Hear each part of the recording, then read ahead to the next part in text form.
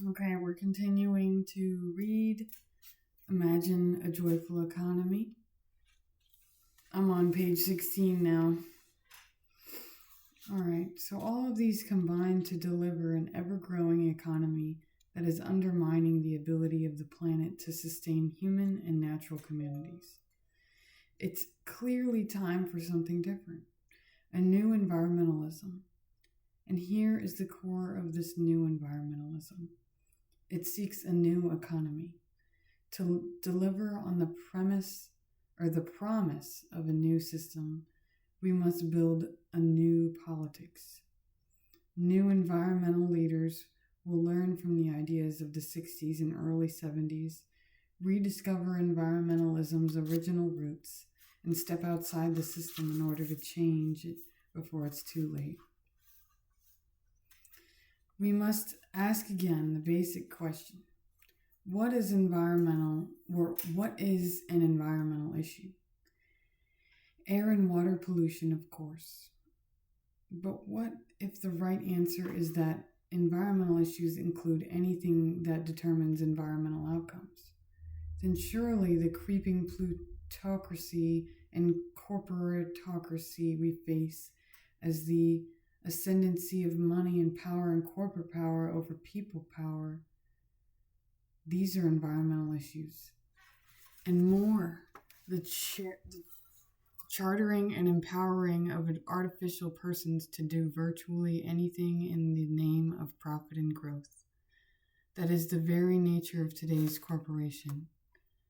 The fetish of GDP growth as the ultimate public good and the main aim of government, our runaway consumerism, our vast social insecurity with half of U.S. families living paycheck to paycheck.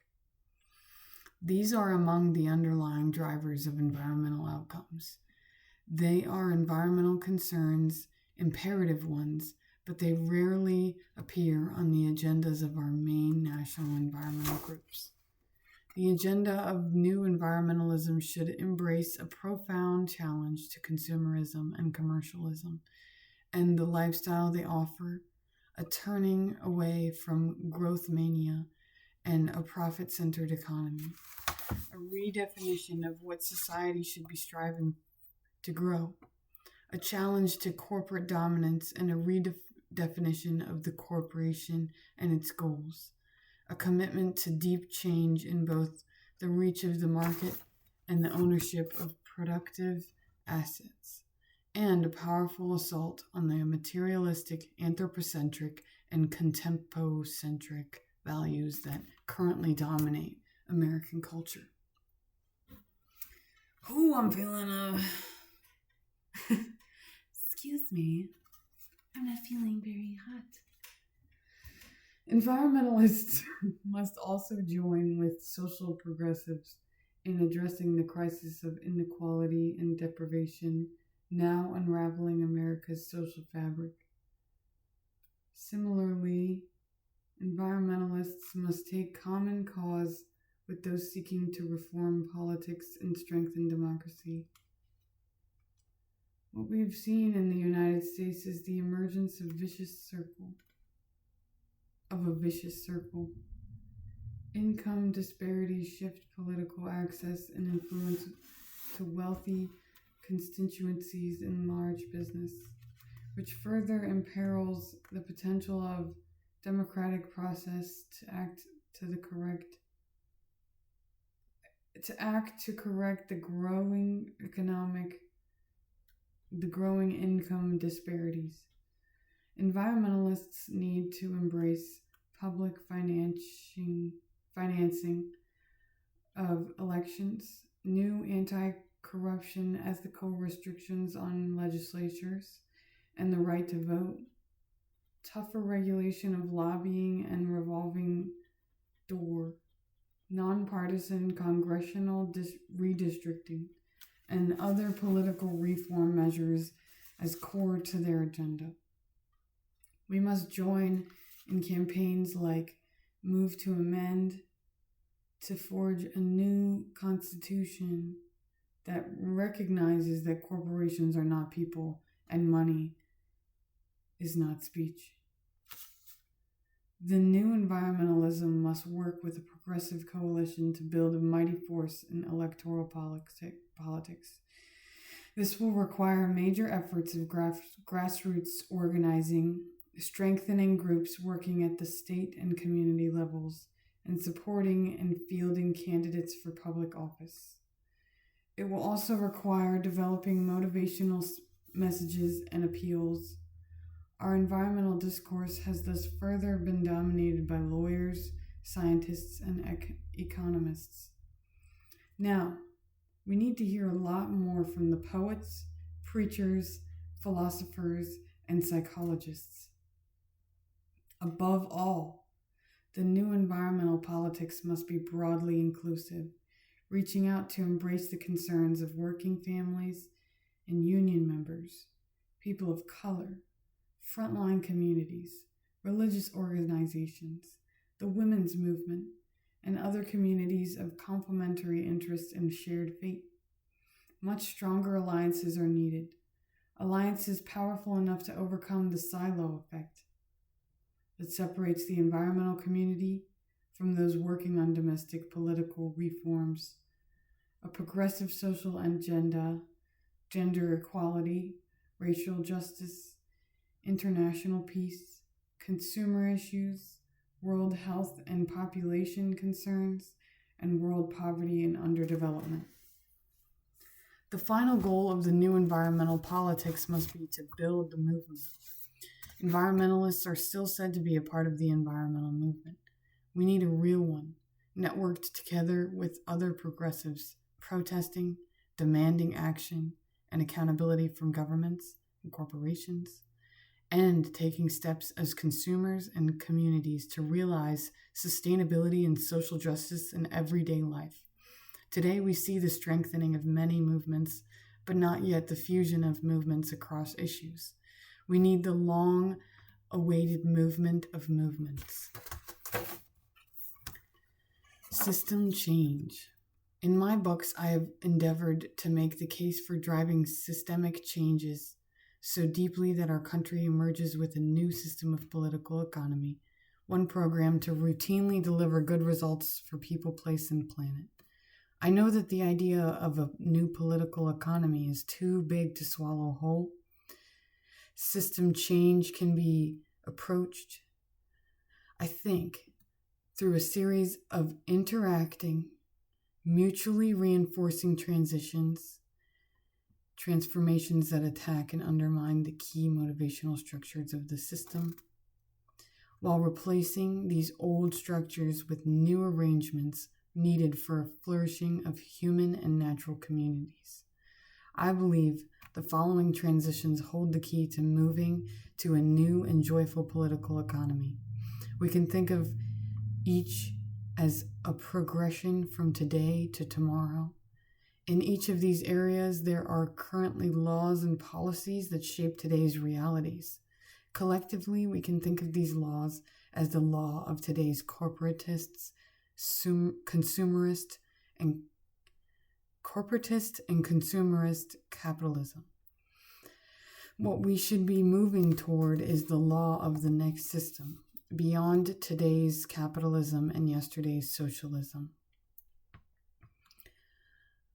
We have the market. We should be moving from near laissez-faire to powerful market governance in the public interest, from dishonest prices to honest ones, from unfair wages to fair ones, from commodification to reclaiming the commons, the things that rightfully belong to us. The corporation. We should be moving from shareholder primacy to stakeholder primacy, from one dominant ownership and profit-driven model to new business models embracing economic democracy and goals other than profit, and from private to public control of major investment decisions. Economic growth. We should be moving from growth fetish to post-growth society, from mere GDP growth to growth in social and environmental well-being, and growth focused squarely not solely, squarely on democratically determined priorities. Money and finance. We should be moving from Wall Street to Main Street, from money created through bank debt to money created by government, from investments seeking high financial returns to those seeking high social and environmental returns. Social conditions. We should be moving from economic insecurity to security, from vast inequalities to fundamental fairness, from racial, religious, and other individuous discrimination to just intolerant treatment of all groups. Indicators. We should be moving from GDP, grossly distorted picture, to accurate measures of social and environmental health and quality of life. Consumerism. We should be moving from consumerism and affluenza to sufficiency and mindful consumption, from more to enough. Communities. We should be moving from runaway enterprise and throwaway communities to vital local economies, from social rootlessness to rootedness and human solidarity. Dominant cultural values. We should be moving from having to being, from getting to giving, from richer to better, from isolated to connected, from apart from nature to part of nature, from near term to long term. Politics. We should be moving from weak democracy to strong, from creeping corporatocracy and plutocracy to true popular sovereignty and empowerment of marginalized groups. Foreign policy and the military. We should be moving from American exceptionalism to America as a normal nation, from hard power to soft, from military prowess to real security.